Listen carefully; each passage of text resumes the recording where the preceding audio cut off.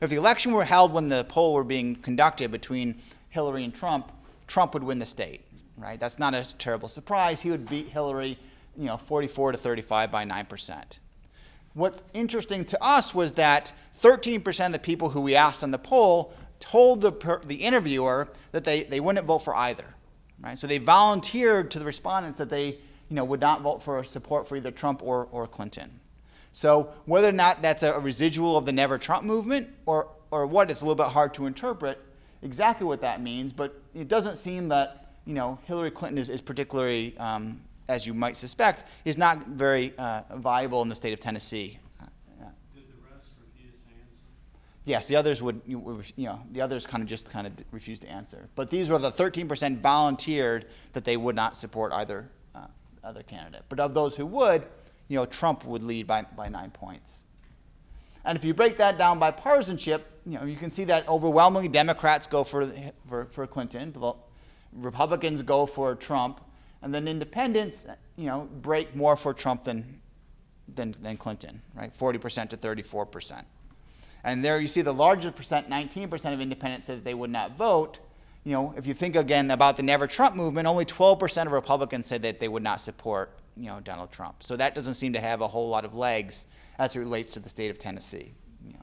If we break that down by gender, another important conversation here, you see, there's no difference among support for Trump and Clinton by women, but there's a very substantial difference among men, right? Male registered voters are much more likely to support Donald Trump than female voters. And the final thing that we did is because our poll was in the field, during the primary election season, the state of Indiana held its primary, and that's the primary which basically, made Trump the presumptive nominee. And so we wanted to see what was the impact of that in terms of voters' opinions. And what you see is somewhat interesting, although it may be a particular snapshot in time, but after the Indiana primary was held, in which case, Trump and Cruz and Kasich both dropped out and Trump became the presumptive nominee, the race did appear to tighten for a little bit. And you can see that of the 16% who said they would not vote prior to the Indiana results, now that dropped to 9%, and it seems like most of that support, a large support of that went to Clinton, right? So after Indiana, it was a 41-45, so the gap between Trump and Clinton narrowed a bit. But again, if I had to guess, I'd think that that's probably a spread again. So I think that was kind of a blip in time. There's a lot of discussion, potentially that people were a little bit reluctant now that Trump was officially or almost officially the nominee to kind of tighten that race up. But I think subsequent to that, what's happened, it's probably risen a bit and kind of became more wide. So the bottom line that if the election were held today, among registered voters, Trump would carry the state. But it does look like the initial reaction to Trump being the presumptive nominee was a little bit of a shift to Hillary Clinton. That seems to be the case. However, one of the things we know about partisanship is that people do tend to come home. So that there's right now a lot of discussion on the Democratic side that the Sanders supporters aren't going to come home to Hillary Clinton. All the evidence we have suggests in the long run they will. And at the same time, Republicans are likely to come home to Trump.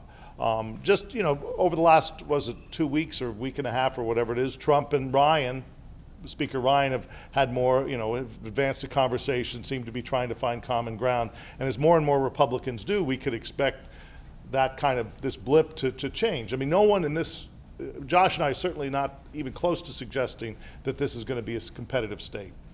If it turns out to be a competitive state, that is very good news for Hillary Clinton. Because if she happens to win this state, she probably wins 47 other states.